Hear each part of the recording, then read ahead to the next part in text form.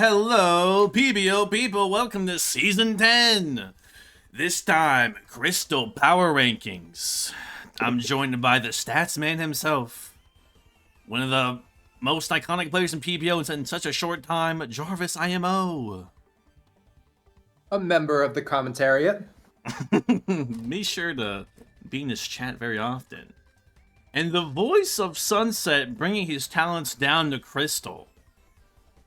He's always right, they say, and let's see if it backs it up here. It's Don Colbus. It's me. I'm your Crystal PR guy now, guys. They kicked me out of Sunset. They didn't like me. So I hope you guys like me. He's running out of places. I am running out of places. Tell us about the team and the disclaimers, Don, and we'll get right All into right. it. Disclaimers. I gotta say I've done a lot of PRs in my day. All right. I have never seen a div remotely as close as these teams are to each other. Like, the way I would kind of break it up is like the teams 14 through 10 are all almost like interchangeable. Like, if you ask me in an hour, my opinions might change. Like, they are that neck and neck. So if you see yourself low, like, take it with a grain of salt. At this point, we're mostly just gonna be talking about what we like about the teams at this point. And then after that, we kind of got another block, like from 9 through like 5. Those teams are the ones that they're another block where it's all like really close. They're a little bit better than the teams at the bottom, but not even that much better. And then you have like the top 4, which are like they're better than the other teams before them were, but it's not like an insane gulf. So like you have the teams that are like the bottom ones are really close. And then you have the middle ones that are all really close. And then the top teams are like a solid, like not solidly above, but you know what I mean. It's a pretty close race overall. This is a very tight div. You have anything else you want to add, Jared, before we get into this? Yeah, I think we're gonna go through these teams, and you and I are gonna say, I really would like to use this team. So like, grain of salt with everything. I do just want to say that Don and I are never wrong. We're only early. Never. I will say this div this season is like probably the most vibes, like consistently vibes based drafting that I've seen. I got out of all the divs. I think all of the teams except for one are like offbeat a little bit in like a good fun way. But yeah, with that's enough talking about doing the thing. We're gonna actually do the thing now. So here at 14th, we have the Snowpoint City Snowvers, which like Labs. It makes me sad to put this down here because this team is fucking sauced, man. We got Golden Go Glim, like that. That's the classic. Get your hazards up, block the spin stuff. You have 3 sick Terra captains like Terra Dragon, Terra Ursaluna, Terra Comfey are all cool. Comfey's a tried and true classic. Terrakions cool. I'm not a big Torn fan, but I'm willing to chalk that up to bias rather than actually thinking it's a bad Pokemon. I think Rotom Wash and Teal Pond are both cheap enough to like be usable now. Like, this team's cool. What do you think, Jarv? Tell him about it. Reasons why we put this down here. Maybe Torn isn't first round pick worthy, like power wise. So there's a question of power issue with this team.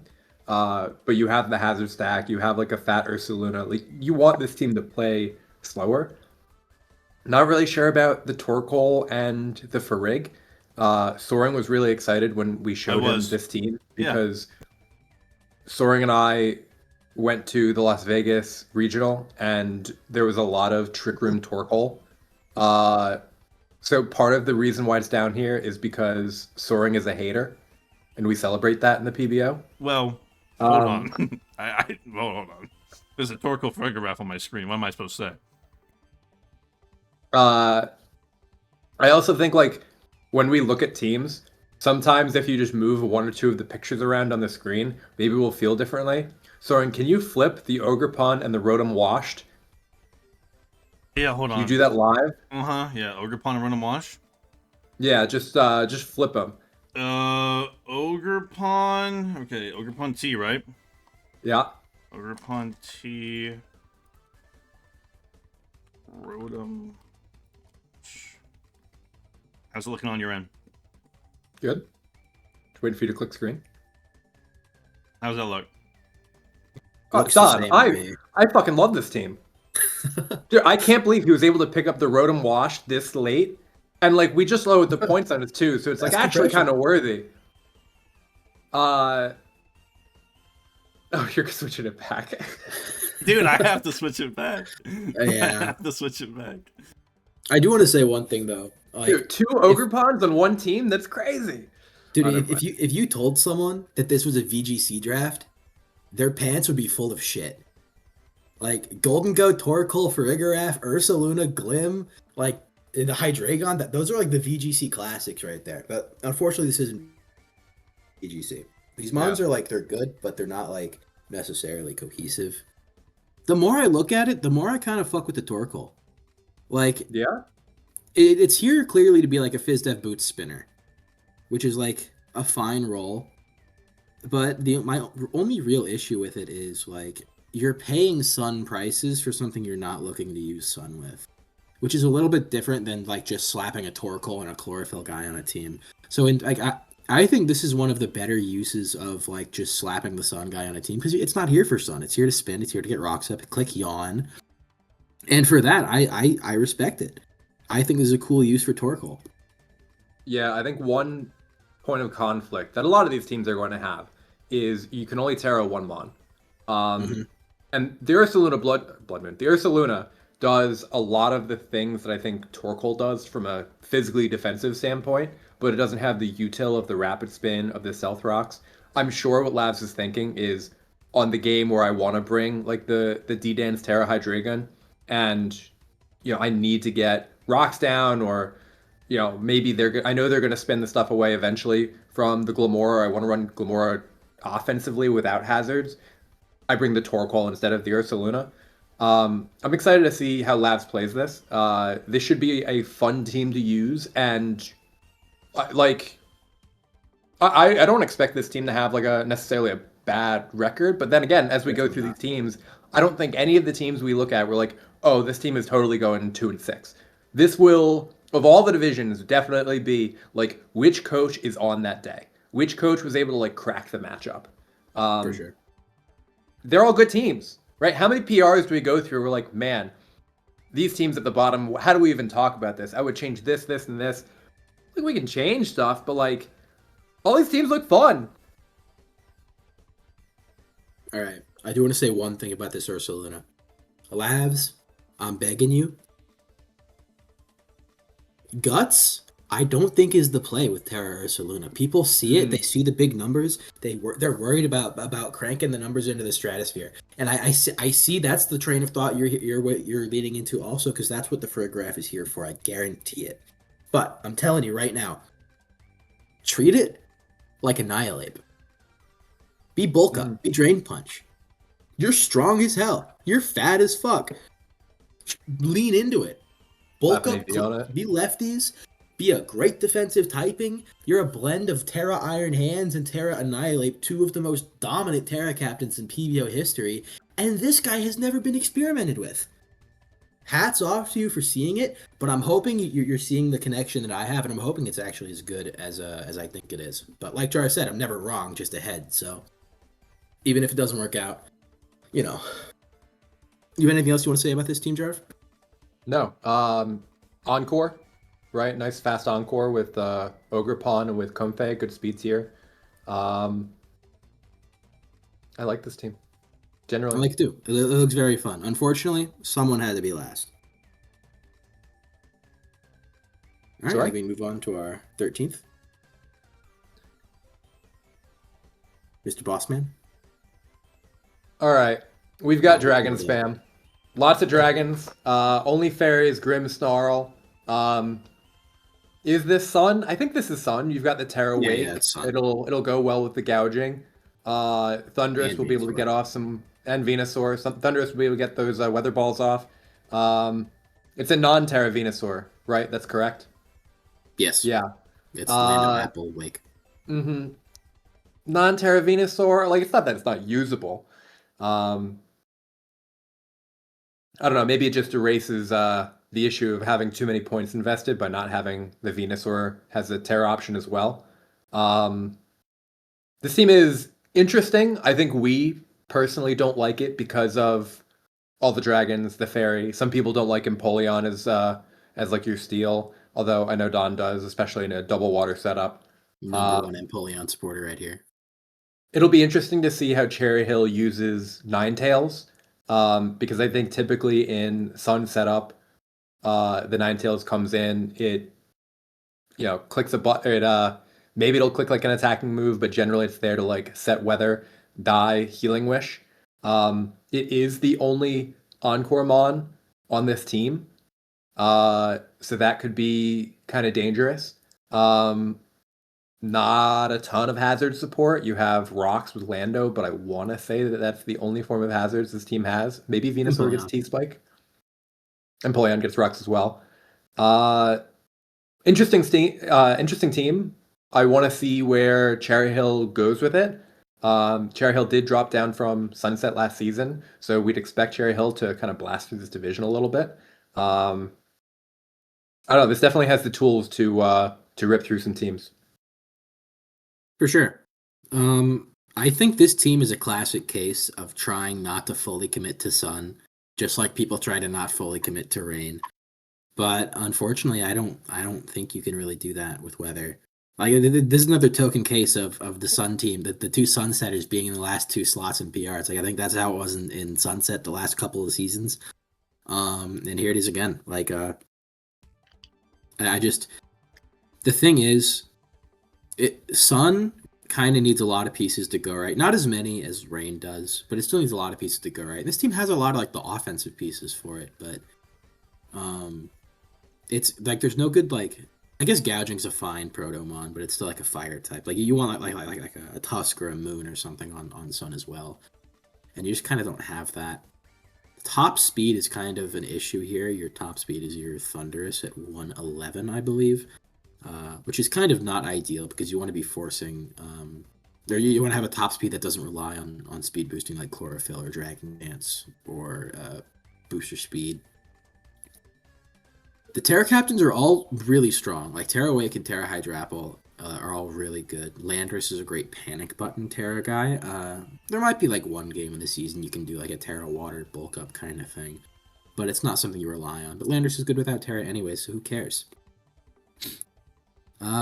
I think Empoleon as the steal on Sun screams the div was starting to have all the steals taken a la Sunset, and you grabbed whatever was left because you don't really need another water type on Sun. And I guess Empoleon's more of a steel type than it is a water type in my opinion anyways. It's like one of the best ice answers in the format. Great bundle answer, great Kyurem answer, usable backs check, not a fantastic one, but a usable one. It can help with Weavile if you bring Vacuum Wave, stuff like that. And this team doesn't handle ice types very well. So I think with that, Empoleon is probably a better pickup than I was giving it credit for a second ago. Grimmsnarl is definitely here for the weeks you don't want to be Sun. Like I can definitely see the core you want to bring when you're not bringing Sun, definitely being Lando Gouging Apple, Empoleon Grim Thunderous. Maybe swap one of those out for Wake. Like Wake is definitely bringable outside of Sun, don't get me wrong, but like it's definitely like that last flex slot. I think you'll usually see one of the other guys over the Wake, but you can definitely still bring it. I don't really see what Hitmonlee is doing here. I like Hitmonlee, I'm a big supporter, don't get me wrong, but it kind of feels like it might just be here as a panic button for Unburden, either trying to proc a white herb off a CC or normal gem fake. I'm basically just trying to be a pocket Sneasler, which I mean I'm sure it's probably fine at. It's probably I think it's only like 4 or 5 points or something, so I'm not gonna pick on that too badly. It's a cheap pickup. Gotta work with what you can get. Like this team overall, like it's super usable. There are a lot of good parts about this team. So Hitmonlee does get Rapid Spin. I guess it does, doesn't it? Mm-hmm. I'm gonna be so for real. I do not care that Hitmonlee gets Rapid Spin. You do not have removal on this team. That is actually, now that you pointed out, a very big weakness of this team. There's no hazard removal. Which normally I would say hazard removal is fake in Paldex, but if you're a Sun team with a Gouging and a Ninetales, you probably want to be threatening. a very real chance of rapid spin. That's why Tusk is so good on Sun. It keeps rocks off, but also gets free boosts in the Sun. So, How would you use Hydrapple on this team? same way I would always use it. Like, I don't know what you mean. Well, outline it for the audience. Because I think we think of Sun as like this fast pace. You've got the Healing Wish and the Ninetales. This Wake is going to be like booster speed with the choice specs. How does the Hydrapple fit into that formation? I mean, it's probably going to be the main Terra Captain for when you're not bringing Sun, but it's not like it's bad in Sun. It's just that the Wake might be a little bit more effective for that instant breaking power for the like the Blitzkrieg style that Sun tends to fit.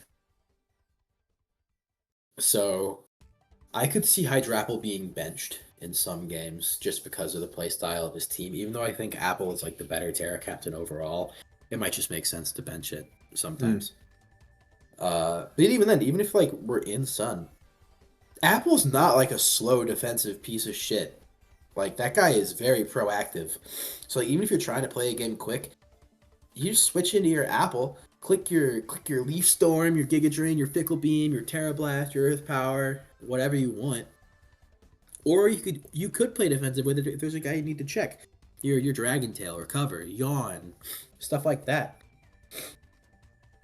And then all of a sudden, that's what makes Hydrapple so good. There's so much it can do. And it can be offensive, it can be fat on either side, and it can heal up. That's kind of like that's where I think this team's strengths are. Is like for a Sun team, it is pretty flexible. But unfortunately, flexible Sun teams don't tend to be the greatest things ever. All right. Sorry, team number 12. The Gotham City Golbats. Our first Terra Zarude. I say first as if there are other Terra Zarudes coming up. But the first Terra Zarude that I've seen in a PR. Because it's new this season. Yep. So Terra Zarude is a Pokemon that tends to like pretty specific kinds of support. It likes screens, it likes spikes, it likes Healing Wish, stuff like that. It's like strong priority, good breakers. And this team kind of is lacking a lot of those things, at least like reliable forms of those things. Azelf is like a decent screener, but it doesn't want to always be doing that. Our Spiker is... Do we have it? We don't have a Spiker. That's pretty unfortunate. Our Choice Scarf options are Hisuian Zoroark, which is cool. I like Hisuian Zoroark, but it doesn't have a great partner on this team. Excadrill is a potential Scarfer, probably a decent Scarfer. Kyurem is a good Scarfer, so that helps with Zarude. Kyurem and Excadrill both also count as good breakers alongside Conk. There's no Healing Wish, which is a little bit unfortunate. Hippopotas is here for like that budget sand, which is like fine for the Excadrill, but honestly, there are some like cheap Healing Wishers in the 1-point tier. Like Lilligant is in the 1-point tier and gets Healing Wish. So if you swap the Hippopotas for that, that could make the Zarude, because like now instead of having a juiced non-Terra Excadrill, if you get a 1-point Lilligant and you get off the Healing Wish at the right time, you now have 2 Terra Zarudes.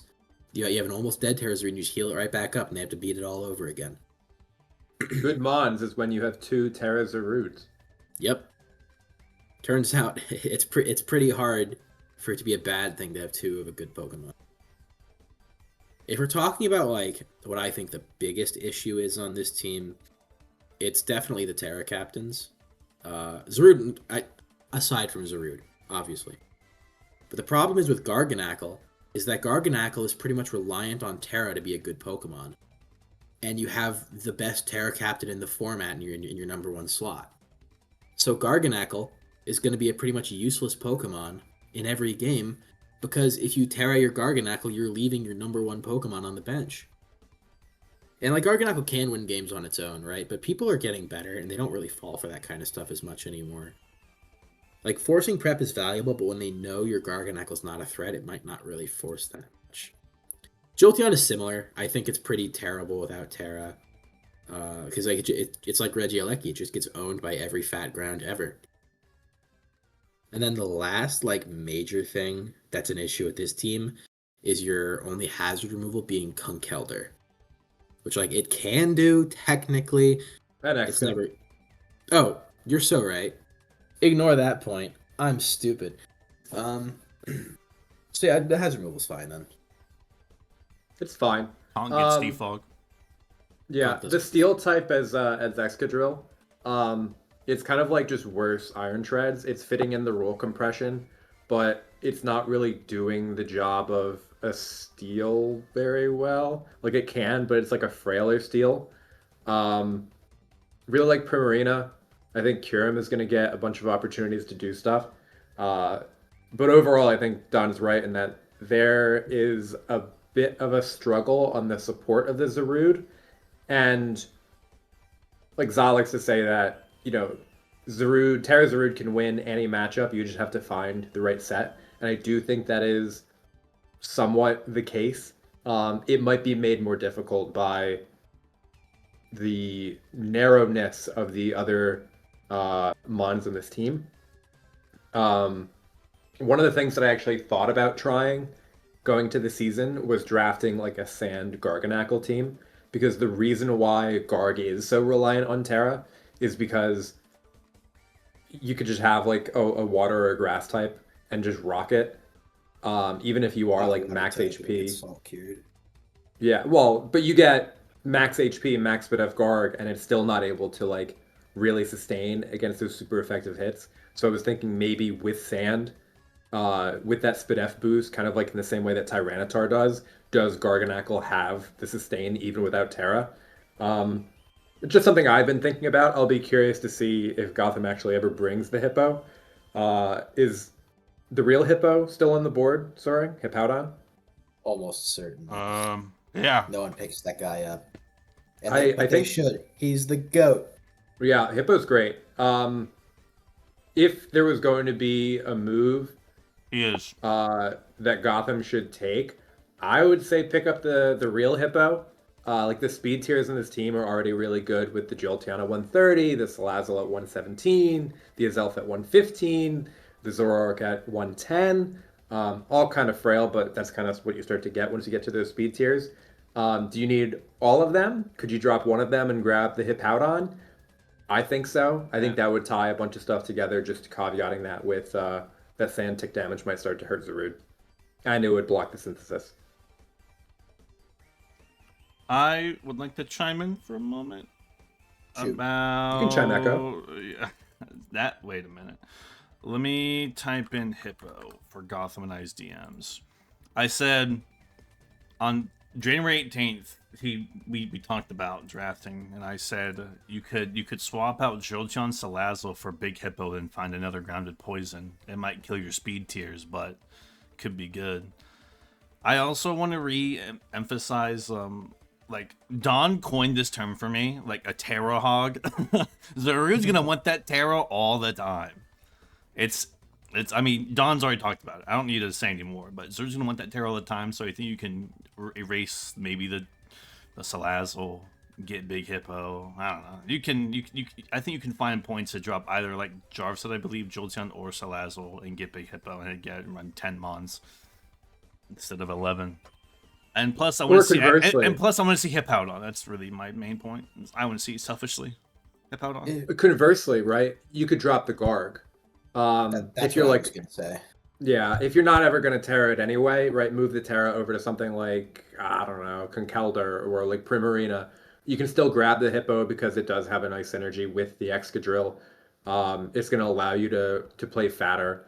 This is the first team I think where I look at it and I'm like, from like a fundamental standpoint, I'd like to see a move, because Zarude is going to cover a lot of the weaknesses of a team, but you're kind of making it harder on yourself, if that makes sense.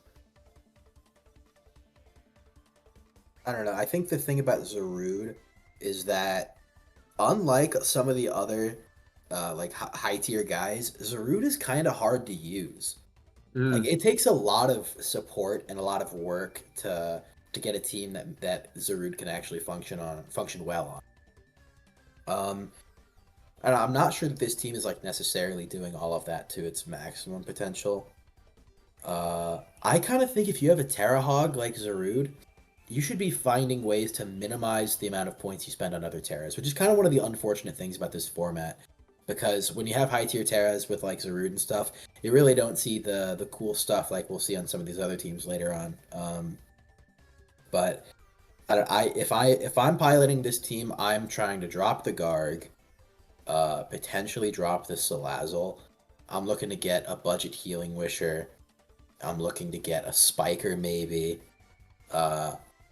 Those are some things I would be keeping an eye on. But also like be sure to keep your type chart in mind.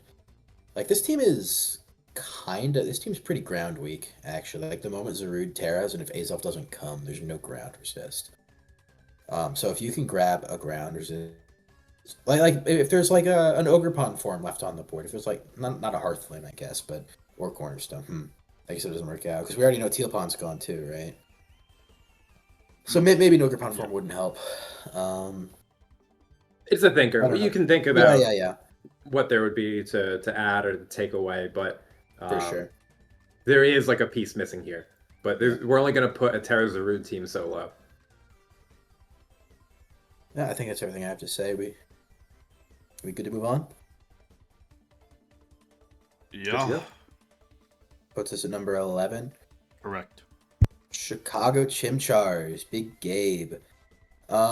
So this team, first thing that stands out to me, there are the top 5 on paper, in theory, fantastic top 5.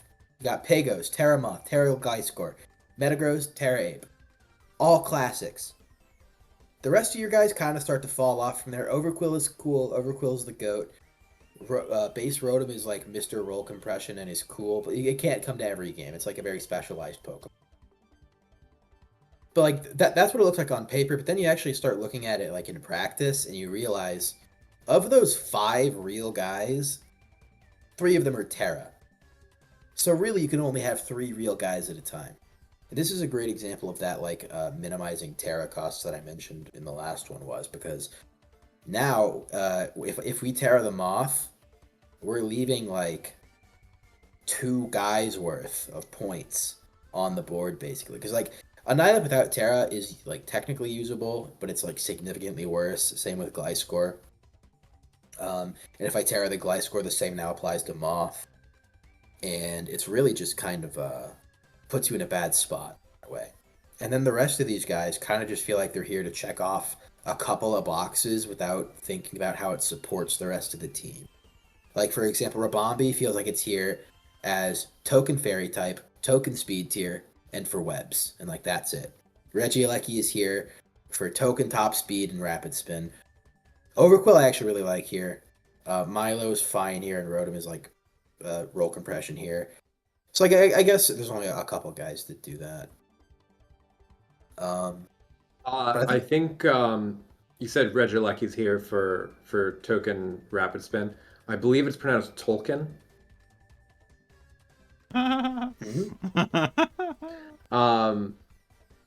Yeah, it's the top. Is this the beginning of our second like grouping, or are we still in the I would keep this in the bottom. I think this one and then maybe even the next one if I remember correctly. Yeah, we like the team. It's just if you had 2 or 3 more Terras per game, it'd be great. But it's going to be like a top 4, top 5 every week plus 1. For sure. The Overquill should go kind of crazy some weeks.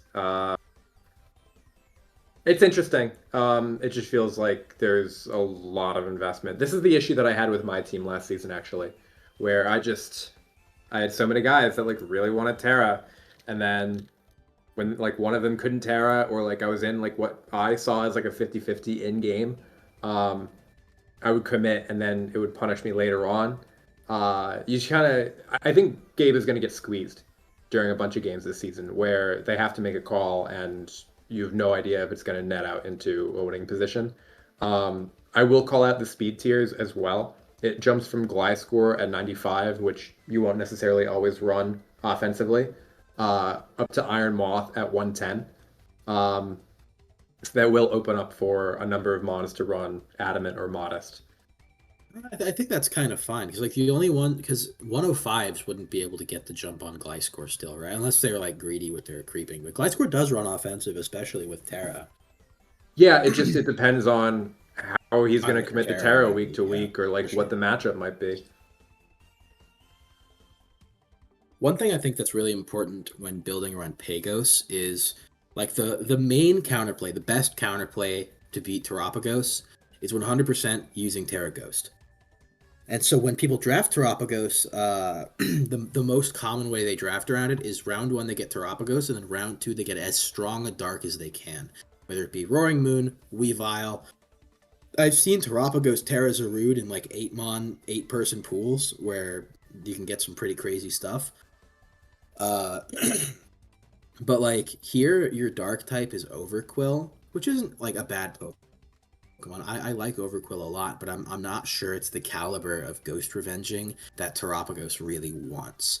Like if I have a Terra Zarude or a Terra Raging Bolt into this team, I'm kind of just clicking the Terra Ghost button and I'm trying to blow his shit up as much as I can. So if we could like cut down on Terra costs, maybe get a second dark, a second more offensive dark if you can, that might be good. If Because there's like if there's a guy you would drop Terra from, maybe not drop the whole mon, but drop Terra from, who would it be? uh I think all of these guys are really reliant on Terra. I think what I would do is pick one that you don't want anymore and then float it for a trade with someone. Because like all of the good darks are going to be gone. So pick one of these guys, pick someone who you think that has, first off, doesn't have a Terra Hog, so they're likely to accept your Terra Captain trade. And then ask for a strong, like if you can get a Weavile on this team, this gets 10 times better instantly if you get like a Weavile. I don't remember who has Weavile. Actually, I do know who has Weavile. We can play Matchmaker. I do know who has Weavile. It's a Long Island. It's Obscuritisms. Yeah, he's not giving that away. I'm not sure he's gonna give that up, unfortunately. So maybe we start looking at other things. Even Hydreigon wouldn't be bad. Like if you could make that trade with someone like Lavs, Hydreigon would be interesting. I don't really know what else there would be. Hisui and Samrock could be kind of heat. I don't mind that at all. Those kinds of swaps I think would be cool. Maybe you could even talk to Pittsburgh and look into Chi-Yu. Chi-Yu's kind of iffy though. I don't know. Kind of looking for teams that maybe would want to take like a ground like Gliscor. It's Right. A lot of teams kind of have who they want to have. Just on my Probably. judgment. Maybe Pittsburgh. Yeah, maybe. Pittsburgh might be the best bet for getting a trade. But like if you're doubling grounds on like Lavs' team, if you have Ursaluna, Gliscor, there are far worse types to double up on than ground, especially for that team. When your Ice answers Golden Go and Rotom. So like maybe start like floating a trade there. The team's not bad, but I think if you're building on Terapagos, you probably want to have like a bit more leaning into the Pagos itself, you know? Yeah. I can imagine Screen Zaleki coming a lot here. If using the fact that it forces grounds in, take that free turn, get a screen up, then you can use one of your like 10 billion setup guys and just go crazy. Webs also work well on this team for a similar reason. Like this team is cool. I like it. I just think got a little bit too gung-ho with the Terra guys. I think if you're picking up Terra guys in this format, you need to have one guy that you put most of your points into. And then if you're spending more points on Terra guys, it's got to be cheap guys so you can afford to leave on the bench every week.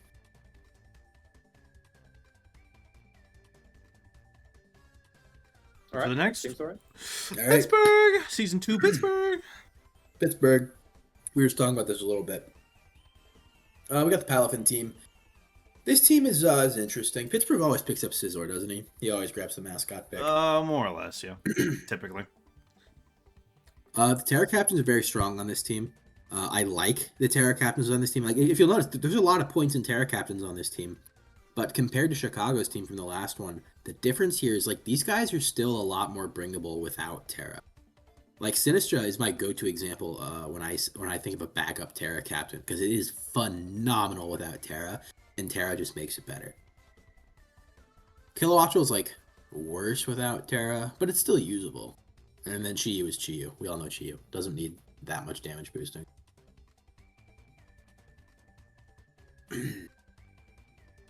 If I have to, like, pick something about this team, I'd have to say it looks like it could lose momentum very quickly. Like, your top 4 guys are all, like, some of the most offensive guys on the board. Palafin, 160 attack. Chi-Yu, 197.5 effectively. Latios clicks the Specs Draco Meteors, and Scizor with the really strong stab moves. But then after that, it's like you're going 120 miles an hour, and then you slam the brakes. We start slowing down. You see stuff like Sinistra, which is like still fine. Then Mandibuzz, Florigis, Clodsire, Hitmontop, Dunsparce. These guys are kind of momentum things, especially Clodsire. So something that worries me about this team is that you're going to get kind of put in a... I can see this team 100% getting put in a spin cycle if against a good coach. Palafin is the guy that will lose you momentum because you have to switch in first, be a nobody, and then switch out, and then you're a hero. But the removal is Hitmontop and Scizor, and I guess Mandibuzz Defog. And Mandibuzz. That's also where you're going to lose momentum because you're probably not going to one-run Boots and Palafin. You'd really rather not run Boots on Chi-Yu, but you might have to.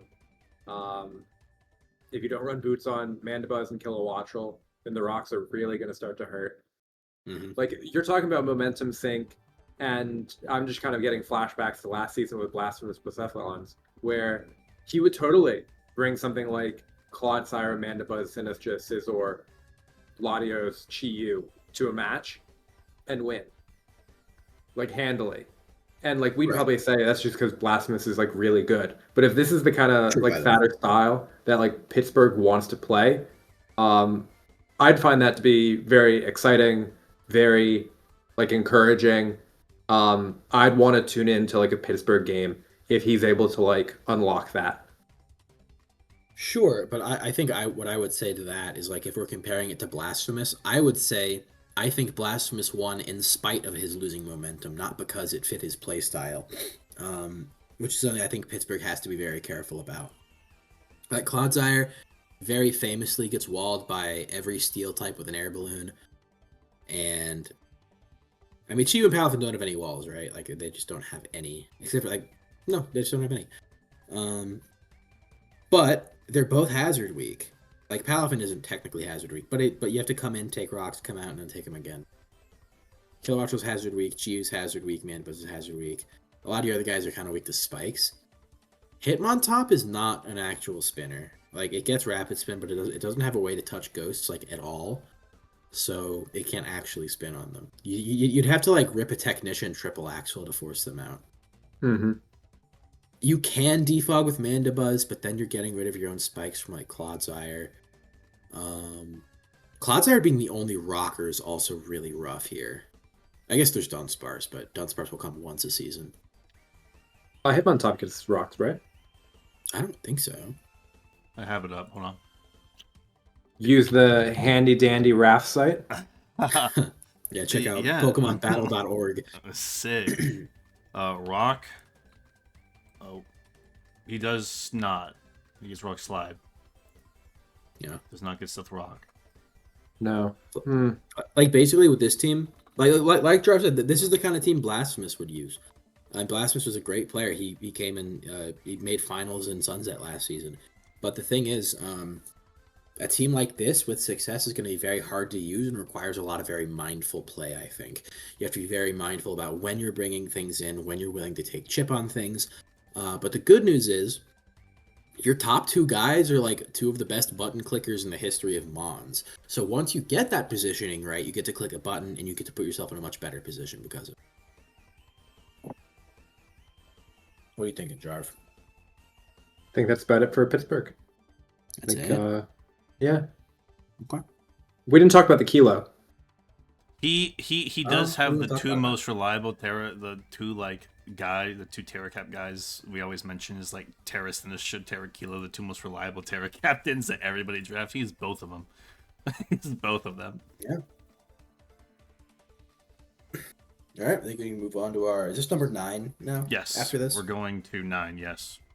okay. I think this was the start of where the team started to like fall into that next step up.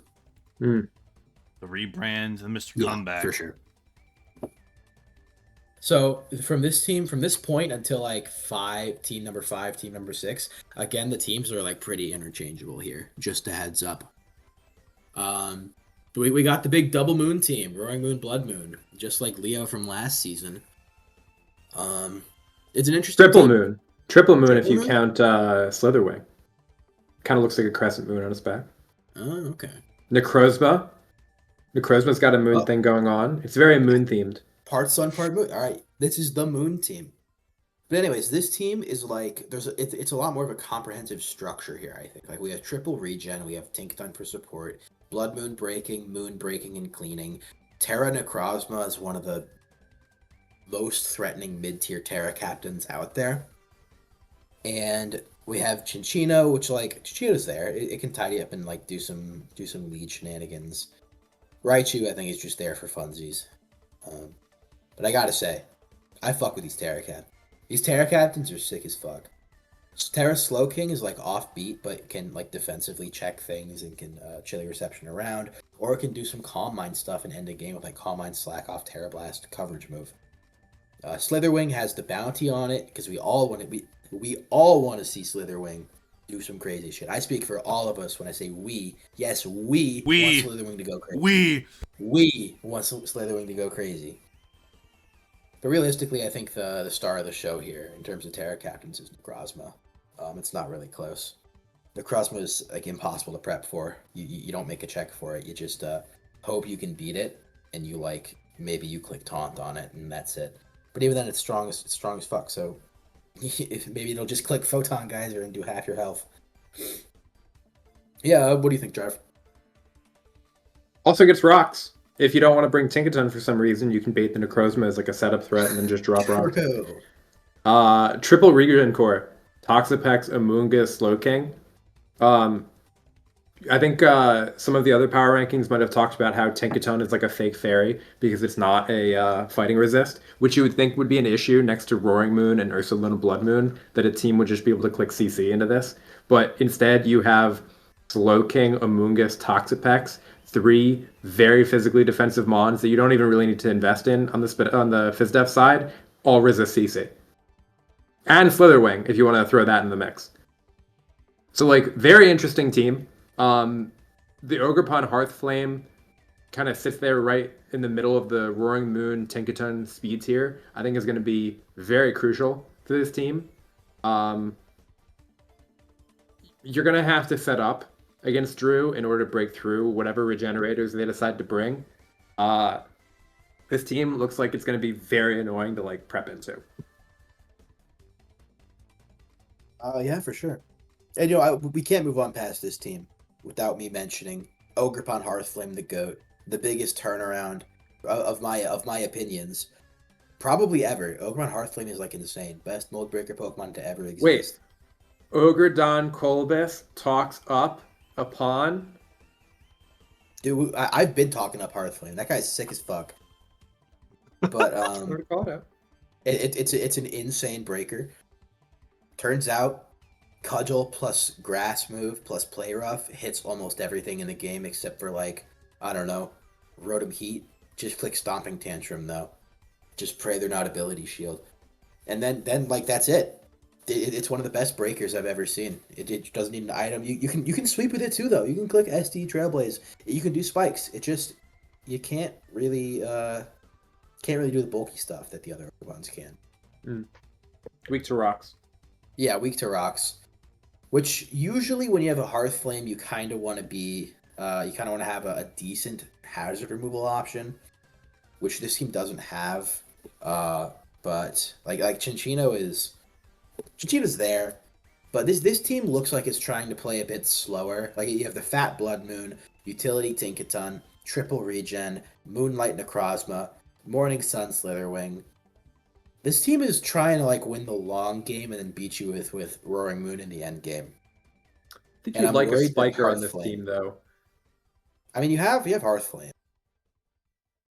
Oh, I forgot Hearthflame gets spikes. I never Right. see it click spikes. It only clicks Ivy Control. Yeah, there is a reason it doesn't ever click spikes. It's like the other ones are much better at clicking spikes than it is, but it is technically an option.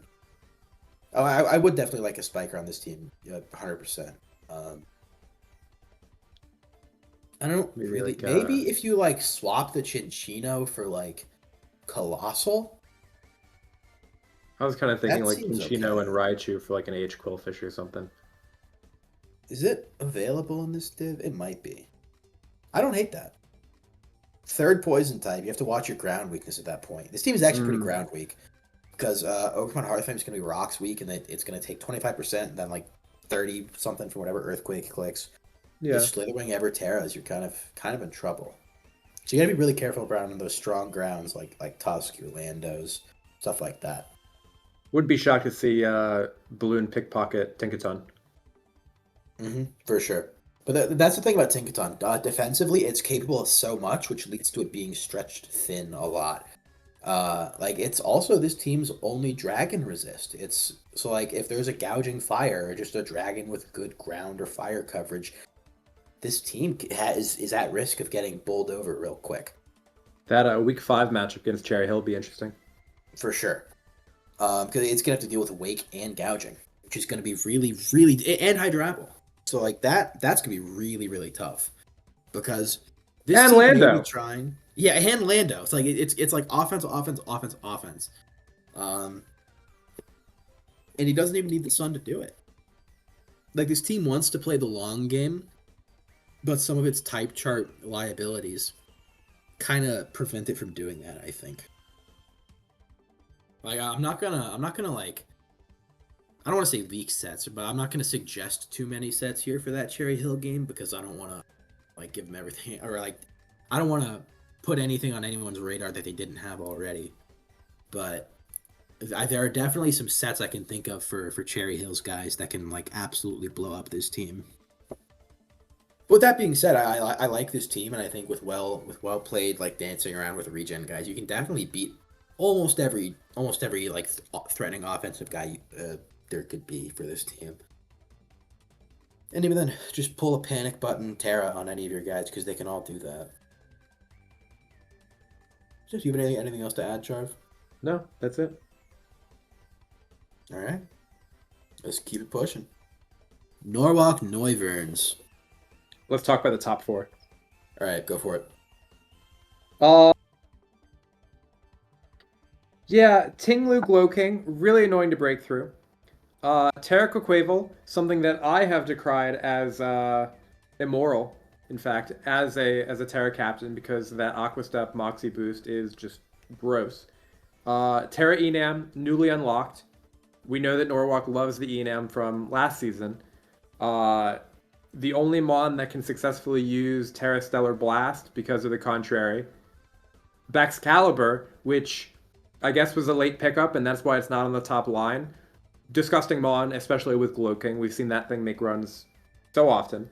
The rest of the team is like a little bit awkward, but it's kind of hard to look at it when you have a top 5 of the first 4 and backs.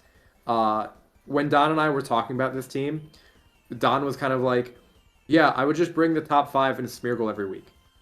100%. But that's also because I am like the world's biggest Smeargle supporter. Except for those people that run Shell Smash Population Bomb. Those people are weird. Norwalk, run Shell Smash Population Bomb. Don't Do do it. Don't do it. it. Just click Salt Cure like a regular person. Do it. Actually, I'm the only person who've ever seen click Salt Cure on Smeargle. But it's a goat set. Run it a lot. Because Steel types love coming in on this guy. Like the Burning Bulwark as well. Yeah, Burning Bulwark is good. Spore is a classic. I think last season.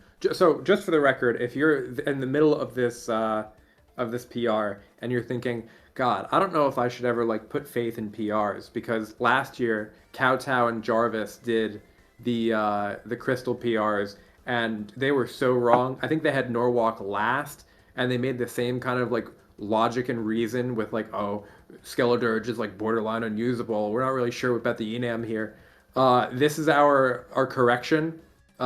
Moving Norwalk up from 14th to what are we at? 8th soaring? Yeah.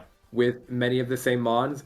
Now, noted, you've added the Snow Core from Caleb and the Terra Quaquaval and the Ting Lu, so like slightly different team. But I think the core criticisms we're gonna have are similar, but they weren't really an issue for Norwalk last year on the way to like 5-3 in a quarter or semifinals appearance.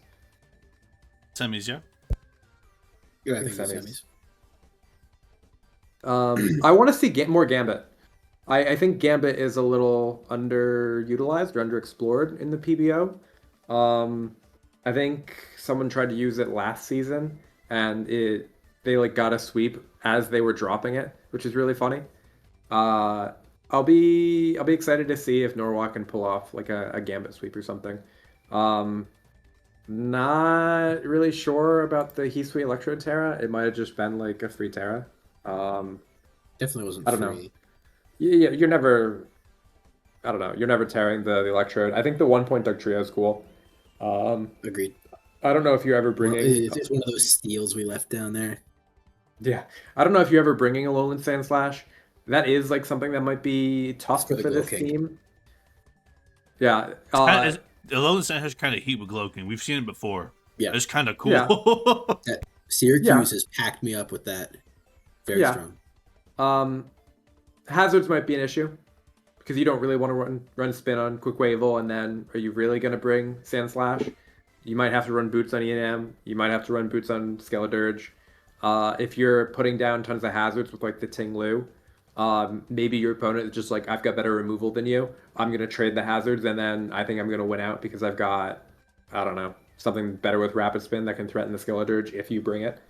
There are definitely some traps that might be set for Norwalk based on the way that he's constructed this team, but the top 5 are just disgusting. I like this team, but like there are two main things I notice when I'm looking at it, right? First, Terra Quaquaval sounds really, really sick, right?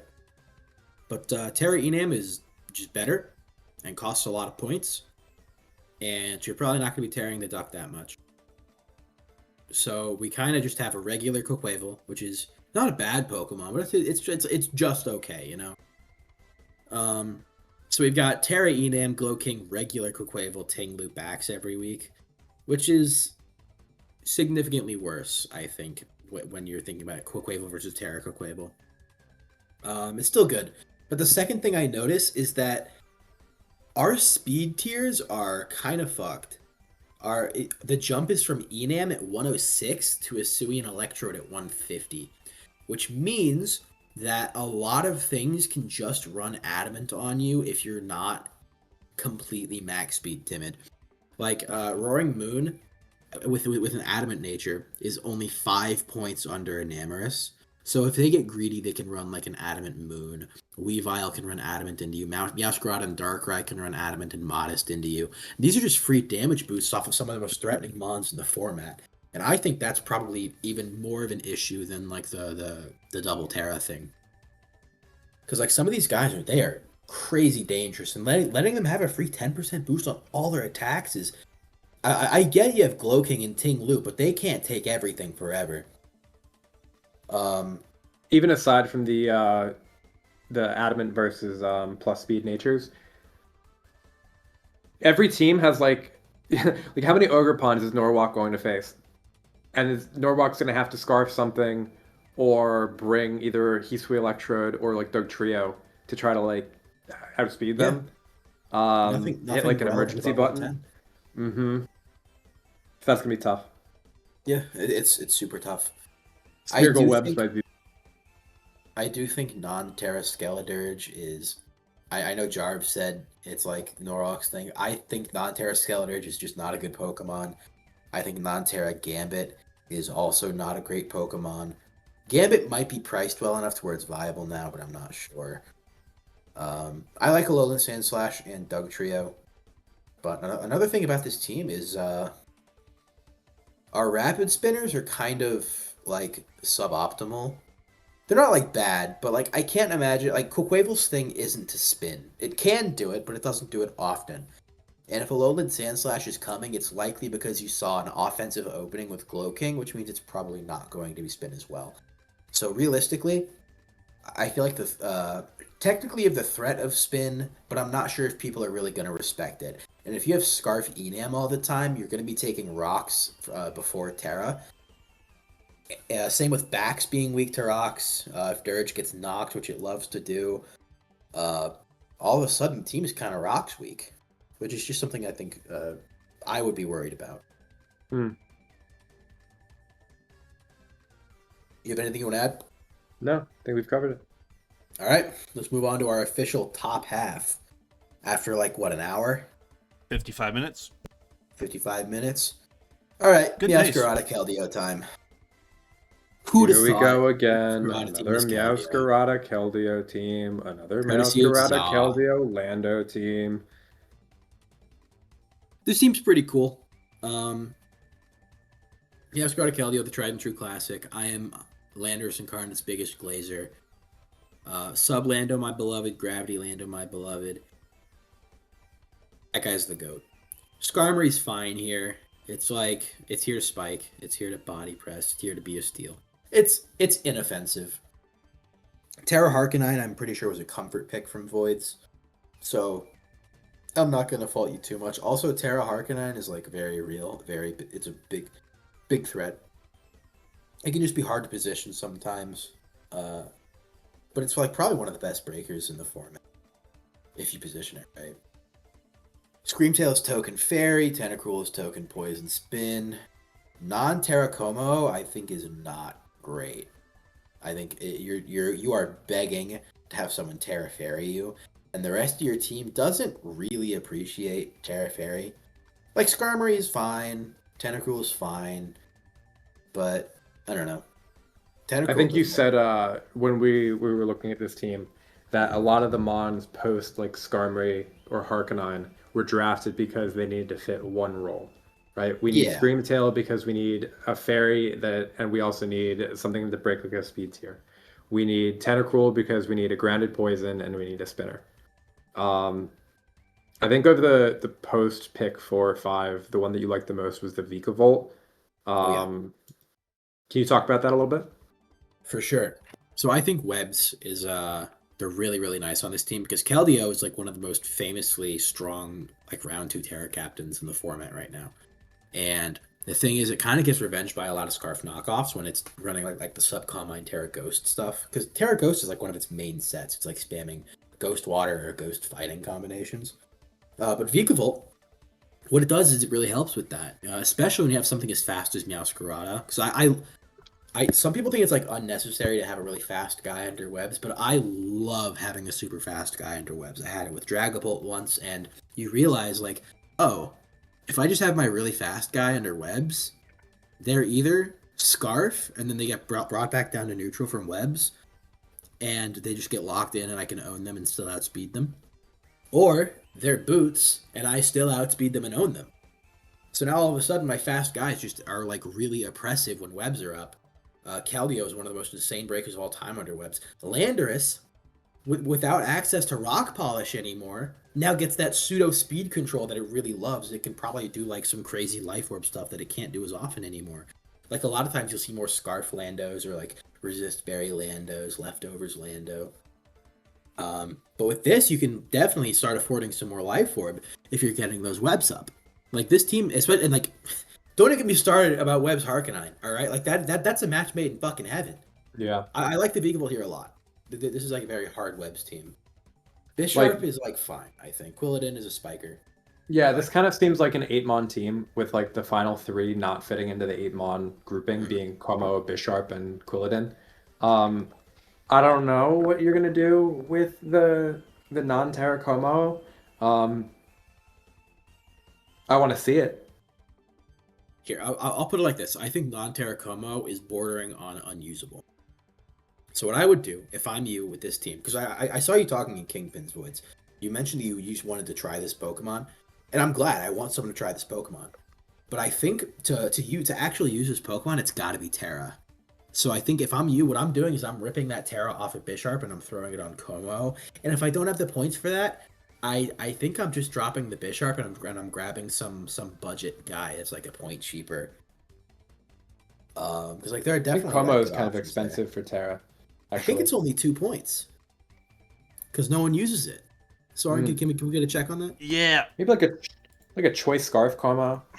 That might be fun. You are also begging for like mirror herb when it happens. Oh my god, I can't No, spell choice scarf, not Clangor of Soul. Well, yeah. 2 This points is what extra, they do. it would be 13 points total. Yeah, But so that's if you totally just, like- doable. Yeah, I think Bishop's only 1 to Terra, so. And there's 11 on this team anyway, so you can drop the Quilladin. I like Quilladin as an extra ground resist plus a spiker, Yeah. but that's just me. So like this team definitely it's got good bones, but it's like Oh, it's good missing a bit of- bones! It's got good bones, but it's missing a little bit of meat, Just another meaty guy in that bottom row. Yeah. I think if Como was Terra, it might actually open things up because like Keldeo doesn't have to Terra all the time, and there are legitimate matchups where it's not as phenomenal, and Como can like fill the gap. Como can also do like utility stuff. It gets like Iron Defense, Body Press, Stealth Rock, Knockoff. They can do things. You got anything you want to add about this team? I've kind of been yapping. I think there are some like type combinations that I think might go well into this team. Like I think Norwalk's Terra Enam team, which happens to be the week 1 matchup, that could be really dangerous for Voids. What, just like Scarf Fairy? Like Scarf Fairy or like Scarf Terra Blast. Maybe. Get I like a think they're water best in player there on as that. well. Yeah, 100%. Just I do think there are Just some. don't bring webs into the Enam. Do not give it a contrary boost.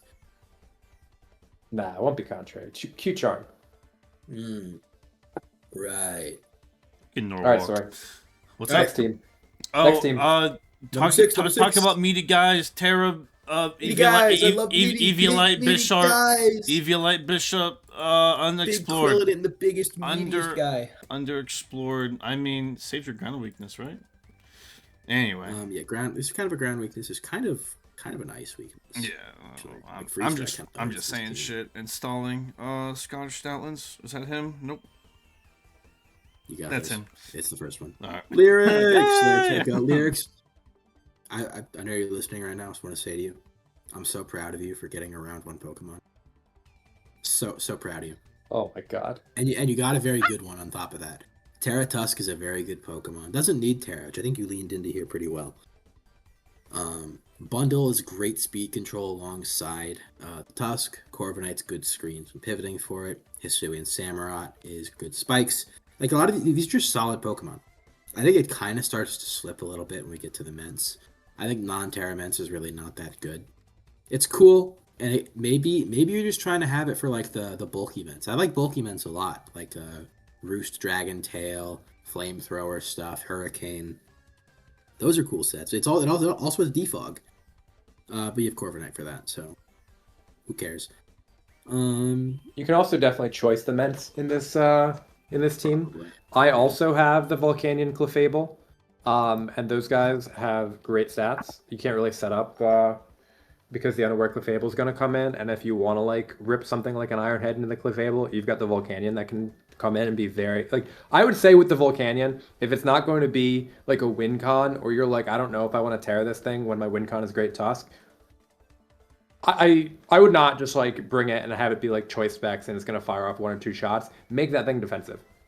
That was my love like, defensive Volcanion. Mm-hmm. Will-O-Wisp Body Press Roar. Jorv, what do we got for Volcania? What do we got for? What do we got? Max HP, max special defense. Every week. Every fucking week. Biggest issue. So this team is kind of like a top 8, and then Lyric said, I want to try the Electric Terrain trio. I actually picked up these 3 for like 2 weeks in Season 8, and then dropped them immediately, because in my mocks, I just could not figure out like a good matchup for these. If you don't bring the Electric Trio, the speed tiers are like really bad. It jumps from so it goes From Ments to Tusk Bundle. at 87, Menth, which if you run it bulky, isn't going to be up to the 100 speed tier anyway. Still all the way gotta up to respect fast Ments though. still got to respect it. Creeping. And then 136 for the bundle. So that's like hard in its own right.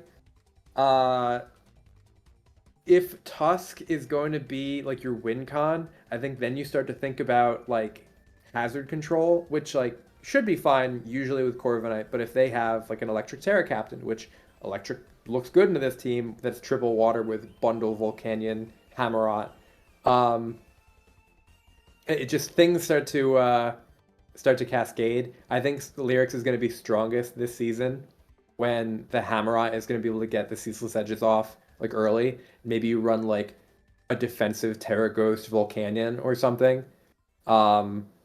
The Mence is able to be like, I don't know, fire off like a choice specs like Draco Meteor, or is able to like intim something down and like threaten with like, 3 attacks Roost. There are a lot of ways that Lyrics can play this, but this is not, I would say, an easy team to steer. Right. One Might thing have made it a little bit harder on themselves by picking the Electric Trio.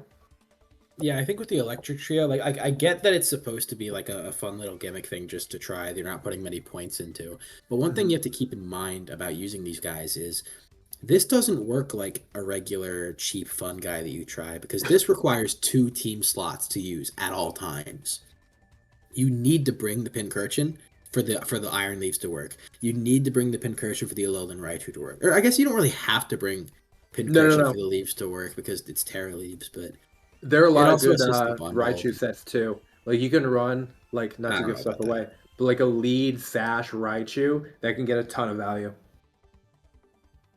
I just think it's not that great. I think making the gimmick be around something we have to bring 2 generally bad Pokemon, is not a winning strategy for the most part. I do think with this team, and knowing Lyrics and his playstyle, I can definitely see a world where Tusk is like the backup Terra on this team and Volcanion kind of takes the spotlight, especially because this team kind of lacks some punch sometimes. Like, you've got Tusk, Bundle, Hisuian, Samurott as the main guys, and then there's not a whole lot of flexibility after that. Mence can do it, but it's not Terra, so it struggles. Leaves is really situational. And Volcanion is kind of reliant on Terra. Not reliant on Terra, but it really likes the Terra to get that going. So I can definitely see a world where Tusk is the backup Terra and Volcanion is like the main Terra to get just a little bit of extra punch on a game-to-game basis. Bit of You got lore. anything else you want to add? Bit of lore. No. We haven't seen an Electric Terrain team from like drafted since like season 2. I don't think, and there was Well, now you gotta use it. this one guy drafted Pincurchin and 4 Ironmons and went crazy in season 2. And it does have that synergy with the bundle. Oh yeah. Oh, yeah. Oh, It's also shit. Spiker. Gets Recover. Yeah. It's like technically usable. I'm excited to see unused mons like Alolan Raichu and Iron Leaves. Terra. I like Terra Leaves. All right, we can move on to number 5? Yeah. GG. I think Raichu gets screens as well. It might I get, think it does. I'll double check that. Anyways, So this Glasgow Glowbros. You want to go ahead, Trev? This was the top half of our kind of second squishy middle. And again, so many of these teams we felt like we could move them around day by day. Similar story to a bunch of the last teams. Top 4 or 5 are just fantastic, disgusting.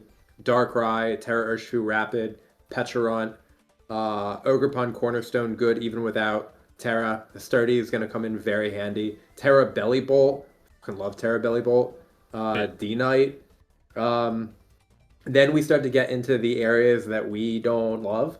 There's a lot of redundancy in like Belly Bolt, the Dunsparce, Sylveon, and the job that they're doing is relatively similar with the Petch. Like we think Terra Belly Bolt and Pecharunt actually complement each other really well, and then Dunsparce and Sylveon are like also there. I would hope that Ty is able to build teams where he's able to bring like 3 or 4 of these to build like a fatter team, something that like allows something that, maybe on a team that wasn't as defensively stout, the Sylveon would get pigeonholed into like this awkward role, but now the Sylveon is able to be more of an offensive threat with like max special attack modest AV sets or like a CM. max HP, max special defense Defense. Sylveon. Armor Rouge kind of feels like a hey, I want to try this out at some point. Everyone keeps dogging on it. Let me grab it. Pick at the end. I would wish I had a Bronzong. Looks like a fun steel type. This team very well could be like very, very good, but I think we have it a tier below the top 4 because of those redundancies that I mentioned. Yeah, I think this is a classic like top 5 plus an extra guy every week. You're going to be doing Darkrai, Shifu, Petch, Cornerstone, Dragonite. I think pretty much every time with very little flexibility. The last slot can go to like Bellybolt or Zong or Sylveon based on what you need. Or if there's like just a really bad matchup for one guy, you swap them out. But there's another example of Dragonite falling really late like it always does. But hey, that's good for this team because they definitely like Dragonite here. Darkrai also really likes partners that can like set up because it likes to spam Hypnosis because it usually gets 2 chances to get it off, so it gets it off fairly frequently. But what that means is that we have potential ST Shifu, we have potential Nasty Block Patch, Swords Dance, Trailblaze, Cornerstone. We got Dragon Dance, Dragonite. Like we have a lot of these setup opportunities, or even we could even get a little bit more creative with it and do the Calm Mind Sylveons or like Calm Mind Iron Defense Bronzongs. Like there are a lot of options here, and then there's like the Dunsparce can set up too. Like there's a lot of setup on this team that can take advantage of the Darkrai. Like Armor Rouge can too. I think now that I look at it, the only one that can't set up to do it is Bellybolt. So there's a lot of ways for the Darkrai to like support the team here. And like this, I also like the speed tiers on this team. You go from like 97 to Shifu to 110 with Cornerstone and 125 with Darkrai. I guess this team's just solid. The Pecharunt. What was I going to say about the Pecharunt? Pecharunt's good. I forgot what I was going to say about it. Best spin blocker. Yeah, best spin blocker. Cornerstone a great spiker to spin block 4. Yeah. Anything else? I was trying to think about Bronzong. So. I still have flashbacks to Syracuse using Bronzong, like Trick Room Bronzong all season. Not really. Trick Room, Meteor Beam, Bronzong. Yeah, not really mons that are gonna super benefit from Trick Room unless like you make it like a very offensive Dodon. Sylveon maybe. Yeah, Sylveon could do it. It's like 60 speed, I think. Yeah. All right. I think we're good to move on to the number 4 team. Soaring told us that we'd taken 55 minutes. We're like, all right, let's speed it up here. Well, when the teams are good, there's a lot less to say, I think. But anyways, for me, this is the start. This team right here is the start of like the last block. I think Jarv said it for the last one. For me, this is the start of it. Terra Greninja is like really well supported here. It's got one of the best spikers ever in Deoxys speed. Iron Hands is a fantastic backup Terra because it really doesn't need Terra all the time to do what it needs to do. You can just kind of slap an AV on it, tank hits, and just Drain Punch, Thunder Punch, Supercell, Ice Punch, Close Combat, Earthquake, Heavy Slam. Who cares? You have all the coverage in the world. Lycanroc Dusk is a cool guy. I think we grabbed it a little earlier than we needed to, but it's a cool guy. Moltres is really strong. It's a great fairy resist. Cobalion's kind of a fake steal. Doesn't resist fairy, doesn't resist flying. 2 things you really want your steals to do. Moltres checks 2 of those. It checks the fairy, it checks the fighting. Yeah, for sure. Swampert, I don't want to say it's a fake water, because it's not a fake water, but the fact that it doesn't resist water or ice is really annoying, because that's a major thing for water to do. Which means this team is actually pretty ice weak, because your fire type doesn't resist ice, your water type doesn't resist ice, and your only option to resist ice moves is Greninja, which, first off, not happening. Or, if it's a special ice type, you use Blissey, and Blissey is just not coming that often. Well, let's So be ice honest. type The ice resist is Iron Hands, who then just Drain Punches the HP back. True. Just AV at your Iron Hands and use Drain Punch. So, like, yeah, that's something you can do. Special defense. We're also Removal. like, Serena's we're also removal. pretty. Yeah, Serena removal is fine. I think Serena's like a little overhated. Well, don't let the other PBOs hear you say that. Oh, I'll say it loud and clear. Serena's not that bad. That with an asterisk next to it. It's like, it's not good, but it's fine. Speed tiers are really nice. Giant gap between Serena at 72 and Moltres at 90. I think that's fine. It's fine, right? It's Kabalion 108, Gengar 110, Lycanroc 110, Greninja 122, and then Deoxys Speed at 1,000,000. Yeah.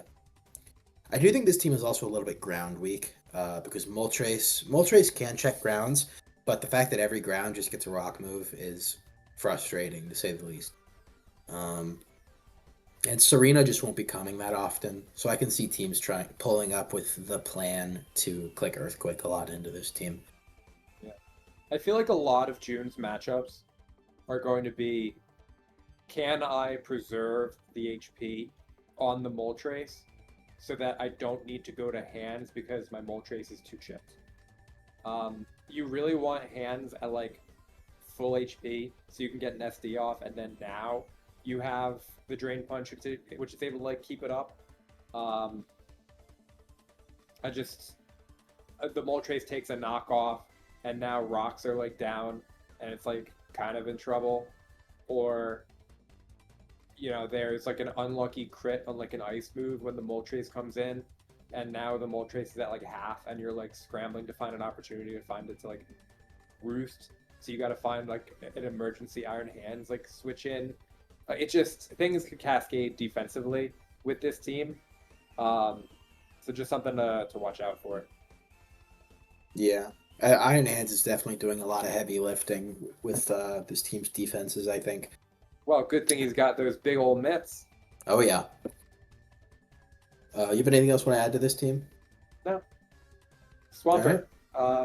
Stealth Rock, Flip Turn, Earthquake, Knockoff. Yawn, Roar. It's got a lot, but I don't know how much June is going to want to bring it compared to most of the other mons.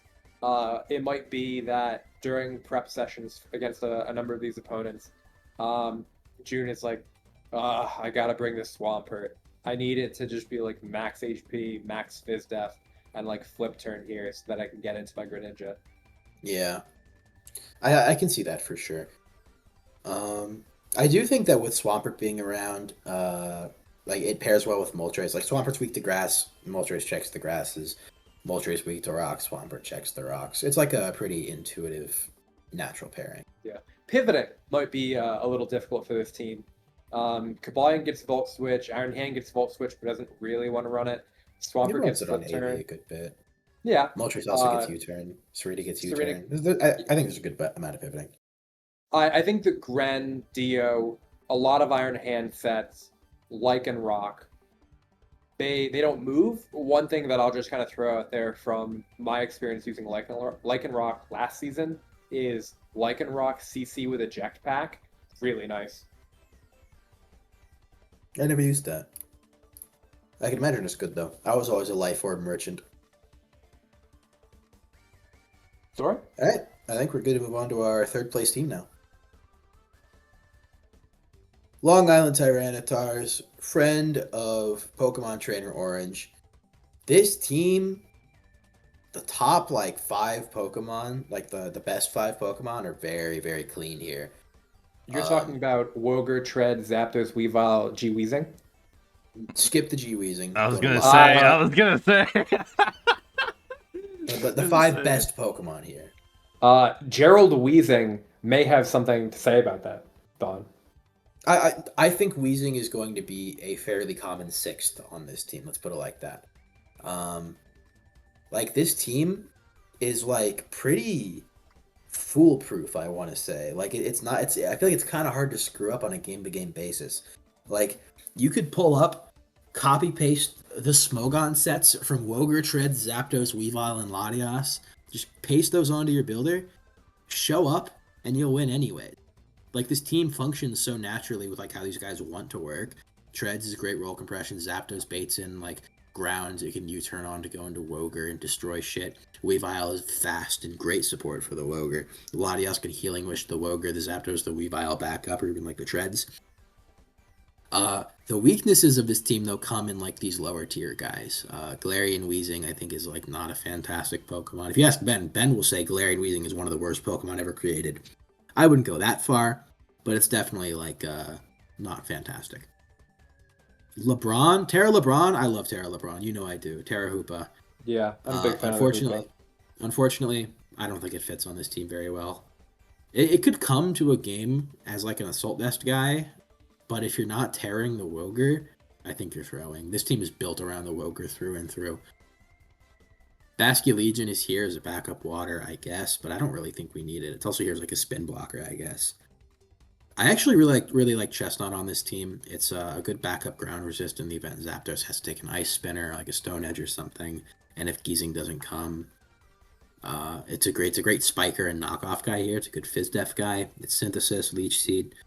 I like the Chestnut on this team, and not just because it's my guy. Chestnut's my guy, but still. I think I skipped over Latias on accident. No, I didn't. I said Healing Wish, but I think low key, I kind of think Healing Wish is all Latias is good for. I think it's not strong enough offensively anymore. I think its coverage is kind of whatever. Well, okay, its coverage is good, but it's not strong enough to beat through things it wants to. It's good at screens, good at T-Wave, good at Healing Wish. Good. It's like okay at setup sweeping, but it's like not nearly as good as everyone thinks it is. Yeah, it's like a supportive psychic type, but with the added weaknesses of being a dragon. Right. And it gets like, Draco Meteor and stuff like that, but like how much are you going to run it? You only got 4 slots on Latias, and you might as well run the good moves when you're like a Mon that has like limited offensive power. When I like think of teams that like box themselves in on the type chart, and you're like, and I say this like, people do this, but I mean I do this. Wow, I just built a team that's like weak to ground and weak to fighting. I need something that can kind of check both those boxes. I think Weezing. But the thing with this team is that you don't really want to be clicking CC into it anyway, right? Yeah, Zapdos and like, Latias. Right, and like this could be a Basculegion, or it could be the Chestnut Rocky Helmet. So I think there might be a bunch of weeks where it's like, well, what does Weezing do if it's not going to be like a fighting or like a fairy resist, because it's not like necessary. Maybe it's a fairy resist. It'll be used. But I think teams that like have like a dual type fighting mon like an Iron Hands, I don't think that the Iron Hands is going to be clicking the fighting move into this team, because it's going to predict the switch into something that's not with the fighting. Right. I think the Geezing is mostly here as the token grounded poison and the fairy type. Like, I can't imagine this Geezing ever being Levitate when you have a Zapdos and a Latias and a Chestnut on the team. I'm sure it'll be gas like every time. No Misty Surge. Especially so you can't get T-spiked. Misty Surge for the Hoopa? Technically you could, I guess. I guess, bro. But I don't know. Got to get that Misty Seed for the Weavile to tank the Vacuum Wave. Alright, sorry? Yeah, I think we're good on this one. You could speed tiers. Oh yeah, speed tiers are good too. 110 to 125 is a classic. to 106, 100. I'm stalling. Throwing. Gross stall player. Claude is buffering. Claude is buffering. It's Rex. Rex team. All right. So of all the teams on this list, this is the one that is the most consistently solid all the way through. Like, there's no other team that makes as much value out of the lower tier guys while also keeping strong top guys. Round 1 Garchomp, round 2 Single Strike is very good. Those are 2 very good Pokemon. Terra Cinderace I don't think is going to be that crazy. Non-Terra Crown I'm generally not big on, but I'll talk more about why I'm big on it on this team in a second. Terra Thunders I think is kind of not needed. I don't really think it's needed here at all, but it might just be a comfort pick. Blastoise token spin, Fezandipiti, token roll compression, fairy poison.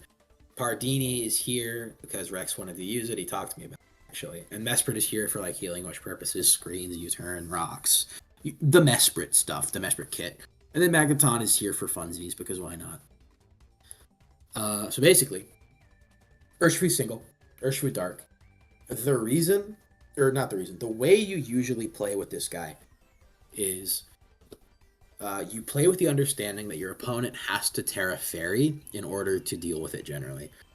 So if you know that they're going to Terra Fairy to deal with it, you want your teammates to be able to handle Terra Fairy Pokemon very well. Same way Spectrier functions. You want to have a Spectrier that forces Terra normals, and so your teammates can handle normal types very well, like have really strong fighting types like Iron Hands or whatever. This team, though, with the Urshifu, doesn't have like phenomenal offensive fairy answers. When I say offensive, I mean offensive in revenging the fairies. Like Crown without Terra, I think is mostly an Assault Vest bot, but it can do other things. I worry, but like that's the reason I like the Crown on this team. I think it's a really solid fairy answer for this team. But then past that, the only answer is Fenzandipiti. Unless you got Magnezone, which I don't. But Fenzandipiti, I think, lacks some of that offensive oomph that you're going to want to need in terms of revenging those fairy types that Urshifu single forces. Technically, actually, no, sorry, never mind. I almost said something stupid, but I could definitely see Screen's H-Wish Mesprit being really clutch in these games, or like maybe offensive Banded Cinderace for some offensive oomph at the beginning of a game. Garchomp being the only... Go ahead, sorry. I was going to say, like, you didn't, care for the Terra and the Cinderace. I actually really like Terra Cinderace. If the fairies are, if it's gonna be like Terra Fairy, for example, to wall the Urshifu, getting just like a little bit more punch on like a Pyro Ball to like break something with recovery from like 60, like a Pecharunt. I think Cinderace is really good. My only issue with that is that Terra Shifu single is so dominant that if you're not terraing it, it is a waste. Like, if you're not tearing your Shifu single, it's kind of like a dead team slot, especially if they have a Terra Fairy. Yeah, maybe you don't need it to win a fight. Maybe it's just like Cinderace is already there. It's already right. I think you only Terra the Cinderace when you know you won't need the Shifu single anymore. 100%. Which I think won't be often. I think Garchomp being the only spiker here is kind of whatever, especially because Garchomp is your round one guy. You were talking about Assault Vest Crown. Like, it's kind of obvious switch in a bunch of these situations. I just think knockoff is going to get clicked a lot. If Rex can't like find value with like the Mesprit, then this team starts to get like a little stagnant. Like, you have Roost on the Fez, but like that's the only recover. I don't know. Very good team. Yeah, but like if we're looking at this, if there's a Pokemon I think that would like bowl this team over, it's like a Terra Fairy Zarude. I don't think there's much of anything you can do. I guess Fezandipiti is like stonewalling it at that point, but you can just bulk up in front of it, jungle healing off the poisons it does, and then you're eventually muscling through it. Like, it can't do anything. Alluring Voice.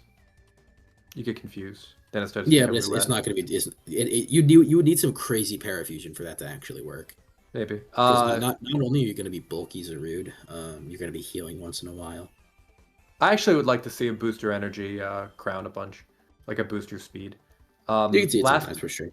Yeah, last thing from me is just the speed tiers. Chomp at 102, Whimsicott 116, Cinderace 119, presuming you don't bring the Whimsicott every week. That's a pretty big jump from Chomp to Cinderace, especially if you don't run Chomp fast. I don't really mind it though. I think for me, speed creeping, the most important thing is making sure that certain benchmarks aren't able to run like attack boosting natures on you. And Garchomp prevents that from 110s, and like the Cinderace and Whimsicott prevent that from like 120s. 115s might be an issue, but there aren't that many crazy good ones in the format. Like there's like Azelf, there's Raikou. I don't remember what else. Yeah, Rex should just be clicking a lot of buttons. This shouldn't be something that should make everything like bulky. Mesprit should come often, I think. Yeah. I think we're good on this team. We move on to our number one team. The Erie Oshawotts. Now, hold on. Before you go, last season, Erie went 7-1, 7-0 to start the season. Mind you, this team had like Roaring Moon, Terapagos, Lando T, Alamomola, and Kowtow and I put Erie at like 8th on the power rankings. So just like how I mentioned with Norwalk when we made a mistake, this is the correction from last season as well. Really love the Terra Mousehold. I think that's like the best mon on this team. You should be tearing the Mousehold every single week. the Terra normal population bombs. All right, you're supposed to cut in here, Don. Oh, my bad. I was letting you cook for a second. Anyways, Household. Mousehold, pretty fake. I don't think it'll ever come to this season. But Let it cook. Terra Rage, like, look Like, at this top 6, man. This top 6 is fucking clean, man. Dawn fan might not be able to be spamming Earthquake, but high horsepower is like pretty close, man. Terra Raging Bolt plus Healing Wish Jirachi plus Rillaboom for Grassy Seed on Raging Bolt, or you could be Assault Fast. So you can be fat on either end of the spectrum. Sneasler, the classic Raging Bolt partner. Alomomola, fuck you. But it's not an unusable Pokemon, especially when you have things as dominating as Raging Bolt and Sneasler. Round 4 Sneasler is kind of crazy. I do not know how that lasted. Donphan is a great spinner on this team, I think. And even then, I think Mousehold is like the worst part about this team. And even then, it's like, it's fine. It's just a couple points you threw on there. Ceruledge being Terra, I think, is a bit of a heavy investment when you have something like Raging Bolt. But the good thing about Ceruledge is you don't really need it to be Terra for it to be usable. Like, you can kind of just run like Bandit or Life Orb and just break shit open. You're clicking Poltergeist, Shadow Sneak, Bitter Blade, Close Combat, stuff like that. Diancie, I think, is here as the token Spiker. You just wanted a Fairy, wanted a Spiker, which realistically, I think you probably could have just gone Carbink if that was what you were looking for. But like, if Carbink is still open, maybe you just make that swap. I don't think we talked about Carbink. Because if you do that, that gives you way more points. And then you can upgrade something like your low kicks to something with a bit more oomph to it. Unless you're sold on the low kicks, you could upgrade something. You could upgrade the Mousehold, you could upgrade the Ceruledge, the low kicks, or maybe just get like an extra guy. If you could, so like, if the Diancie was only here to be a Spiker and a Stealth Rocker and like a Momentum guy with Misty Explosion, Baton Pass, just do Carbink. But like, other than that, this team is really good. Are there any types like this it's team. overly weak to? I wish I had this team. Yeah, I wish I had this team. I had a Raging Bolt Rillaboom Sneasler team once. I had a great time with it. It was really good. Aloe's great. No, it's not. We can wrap it up there. We bad. knowingly knew Erie was going to take Aloe, and it's cheaper this season, and it's cheaper for him. It's cheaper. You know why for it's him to cheaper use. this season? Because it's a bad Pokemon. You know. Remember how he said he went 7-1 last season? Yeah. You want to know why that 1 happened? Because of Aloe. Because of Aloe. Wrong. Alamola. The best. It's a wonderful fish. It's fantastic. It wishes. It clicks Mirror Coat. Yeah. I could not imagine a better fish. If I were going to I put can one imagine a fish better next fish. to my dragon, it Barraskewda. would be the wish fish. Barraskewda is awesome. Yeah. Basculegion, much better That's fish. kind of cool. He's really Chi-Yu, much better fish. Healing Alomomola, Wish on the Jirachi Dookie. is really nice too. For the bull. Yeah, Healing Wish, the Aloe. You use Healing Wish on Aloe to Healing Wish your Jirachi back up, and then heal the Bolt again. Fun team. Are we in Definitely agreement fun that Klecker's the favorite? Yeah, what are y'all's predictions for this season, Crystal? My predictions, Klecker is up there for sure. Okay. Also Drew, the black something Tyranitars. Black Diamond. I played him a couple times, Black Diamond T-Tars. I played him a couple times lately. Dude, I don't know what you were up to on that. I don't know what kind of training arc you had on that break you took, but you are so much better now than you were when you were here before. You are so much better. Yeah. You are definitely one of my favorites. We have Klecker plays Drew week 4 and Rex week 7.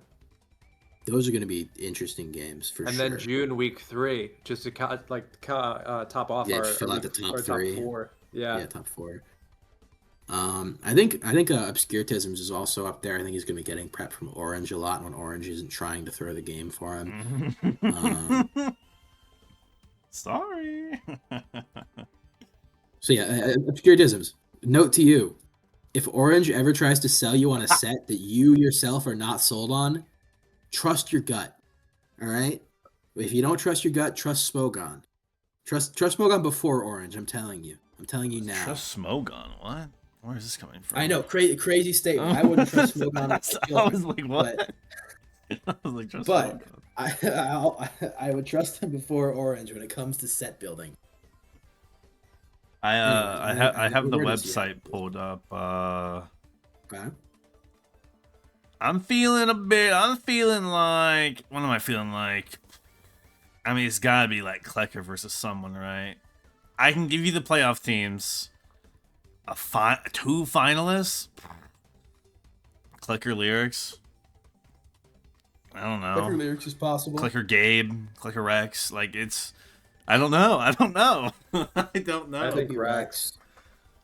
I think I've got it all in on the Drew boat. I've got a good feeling. He's been Drew, playing really I see well. Drew there too. Like, just today, he domed Aiden in JL. I think Took a shot between the eyes. he demolished me in BSDL in regular season, and then I like barely beat him in finals today. Like dude's a menace. Like he was 1 seed in BSDL. George, what's your finals? Rex Klecker. Rex Klecker. I'm gonna go. Looks like we're all in agreement that it's Klecker's season. Yeah, it's Klecker versus someone. Klecker is Klecker someone. Some of us think he should have gone to Sunset. He should have gone 8-0 then. He should have been Cowtown then. should have been Cowtown. And both those teams lost in quarters. Okay, let's put it like this. So if Klecker beat Cowtown, safe to assume he might be in Sunset, right? Yeah, Right. Cowtown might be in He Crystal. lost to Cowtown because of Aloe. He's not in Sunset right now because of Aloe. And this is your champion? This is who you defend? Aloe? Come on. Yeah, I didn't know you spoke Latin, Mr. Ipso Facto Don Coldus. I speak one language, and that language is truth. Okay? Truth and common sense. Wait. The thing to remember, we're never wrong. We're just early. Just ahead. Just early. Anything else to say? You chilling? I think that's it. Don't hurt each Pick'ems. other too bad, Crystal. Yeah. Yeah, Pick'ems, game of the week. Take it easy on your div mods. Use game times, spam Blue Fusion and Gen Chat. Who are the div mods for Crystal again? It's Ottawa Lyrics. I'm a liar. Don't Kowtow, take it easy on them. Give them all you Kowtow got. Lyrics. They can handle it. I'm Game of the blanking. week, week 1. Rex versus Gabe. Rematch. Chicago, rematch. Of the finals. Bye. I don't know. Yeah, we can end it there.